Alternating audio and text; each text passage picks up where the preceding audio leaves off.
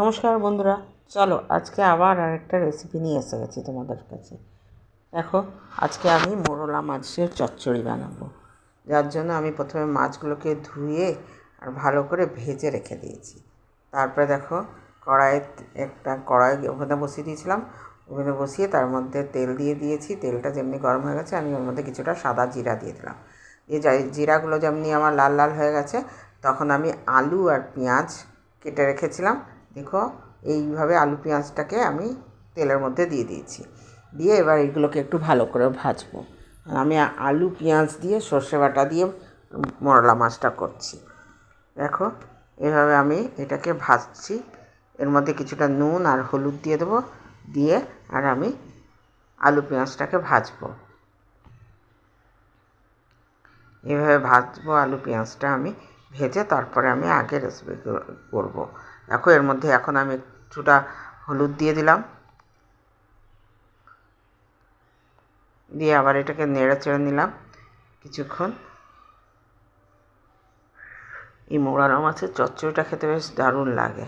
আর এর মধ্যে আমি কিছুটা আদা, রসুন আর পেঁয়াজ একসাথে পেস্ট করে রেখেছিলাম। টমেটোটা আমি এর মধ্যে পেস্ট করিনি। দিয়ে এবার ওই মশলাটাও দিয়ে দিলাম। দিয়ে আমি কিছুটা জিরা গুঁড়ো,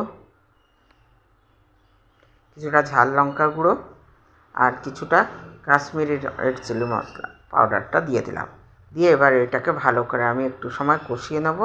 কষিয়ে নিয়ে তারপর আমি এর মধ্যে জল দিয়ে দেবো। দেখো, আমার হয়ে গেছে, কষে গেছে। দিয়ে তার মধ্যে আমি এবার গোটা একটা টমেটোর কেটে রেখেছিলাম, সেই টমেটোটাকে কুচি করে দিয়ে দিলাম। দিয়ে এবার যতক্ষণ টমেটোটা আমার নরম হচ্ছে, ততক্ষণ আমি এটাকে একটু সময় ভাজবো। ভেজে নিয়ে তারপরে আমি এতে জল দিয়ে দেবো। একটুখানি জল দিয়ে আমি এটা মশলাটা কষাচ্ছি, যেন আমার মশলাটা নিচ থেকে জ্বলে না যায়। দেখো, ভাজতে ভাজতে আমার এরকম ভাজা হয়ে গেছে। এবার আমরা মশলাটার মধ্যে এবার জল দিয়ে দেবো। বন্ধুরা, আপনাদের যদি আমার এই রেসিপিটা ভালো লাগে তো লাইক করবেন, কমেন্ট করবেন, শেয়ার করবেন। আর যদি ফেসবুক থেকে দেখছেন তো ফলো করে দেবেন। আর যদি ইউটিউব থেকে দেখছেন তো সাবস্ক্রাইব করে দেবেন। দেখুন বন্ধুরা, আমি এর মধ্যে জল দিয়ে দিলাম আর দিয়ে একসাথে মাছগুলোও দিয়ে দিয়েছি। দেখুন বন্ধুরা, আমি কিন্তু মাছের মাথা রাখিনি, কারণ মাছের মাথাগুলো না একটু তিতকুটে লাগে। ওই জন্য আমি বাছার সময় মাছের মাথাগুলোকে ভেঙে ভেঙে ফেলে দিয়েছি। যারা পছন্দ করে তারা রাখে, কিন্তু আমার বাড়িতে কেউ খায় না, সেজন্য আমি মাছের মাথাগুলোকে কেটে আগেই ফেলে দিয়েছি। দেখুন, আমার এটা জল টেনে গেছে। জলটা দিয়েছিলাম যতটুকু টেনে গেছে, এর মধ্যে আমার সিদ্ধ হয়ে গেছে। এবার আমি পোস্তটা যে বেটে রেখেছিলাম, সেই পোস্তটাকে আমি পুরোটা দিইনি, সেটাকে আমি চা ছেঁকনিতে ছেঁকে নিয়ে সেই পোস্ত বাটা জলটা দিলাম। দিয়ে এবার এটা কিছুক্ষণ ফুটলে পরেই আমার মাছের চচ্চড়িটা হয়ে যাবে। দেখো, এবার এর মধ্যে আমি কিছুটা মিষ্টি দিয়ে দেবো। বন্ধুরা, নুন মিষ্টি ঝালটা আপনারা আপনাদের মতন বুঝে দেবেন, কারণ নুন মিষ্টি ঝালটা তো সবার নিজের নিজের। যদি মিষ্টিটা পছন্দ না হয় তো স্কিপ করবেন। আর আপনারা কে কোথা থেকে দেখছেন আমার রেসিপিটা জানাবেন।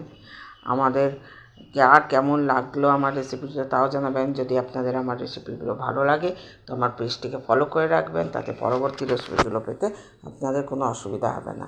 দেখুন বন্ধুরা, এবার আমি এর মধ্যে কিছুটা ধনেপাতা দিয়ে দিলাম। আর ঠিক নামাবার আগে দিয়ে একটুখানি সর্ষের তেল দিয়ে আমি নামিয়ে দেবো।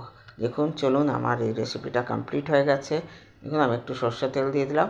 আমার মাছের চচ্চড়িটা কমপ্লিট হয়ে গেছে। আপনারা বলবেন আমার রেসিপিগুলো কেমন লাগছে। চলুন, আবার একটা রেসিপি নিয়ে আসবো। তখন